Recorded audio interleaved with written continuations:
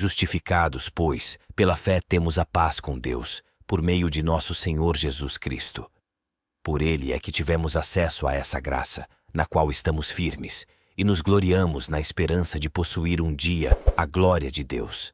Não só isso, mas nos gloriamos até das tribulações, pois sabemos que a tribulação produz a paciência prova a fidelidade, e a fidelidade, comprovada, produz a esperança. E a esperança não engana, porque o amor de Deus foi derramado em nossos corações pelo Espírito Santo que nos foi dado. Com efeito, quando éramos ainda fracos, Cristo a seu tempo morreu pelos ímpios. Em rigor, a gente aceitaria morrer por um justo, por um homem de bem, quiçá se consentiria em morrer. Mas eis aqui uma prova brilhante de amor de Deus por nós. Quando éramos ainda pecadores, Cristo morreu por nós. Portanto, muito mais agora, que estamos justificados pelo seu sangue, seremos por ele salvos da ira.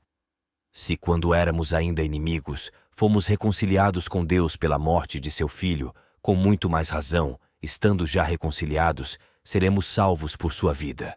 Ainda mais, nós nos gloriamos em Deus por nosso Senhor Jesus Cristo, por quem desde agora temos recebido a reconciliação.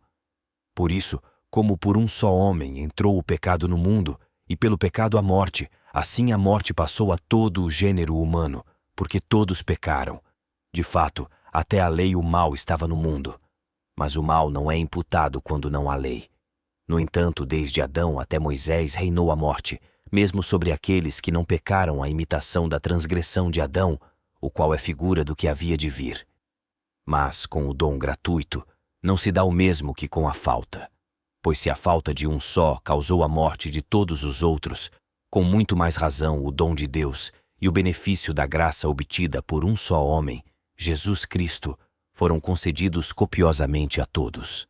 Nem aconteceu com o dom o mesmo que com as consequências do pecado de um só. A falta de um só teve por consequência um veredicto de condenação, ao passo que depois de muitas ofensas, o dom da graça atrai um juízo de justificação. Se pelo pecado de um só homem reinou a morte, por esse único homem, muito mais aqueles que receberam a abundância da graça e o dom da justiça reinarão na vida por um só, que é Jesus Cristo. Portanto, como pelo pecado de um só a condenação se estendeu a todos os homens, assim por um único ato de justiça recebem todos os homens a justificação que dá a vida.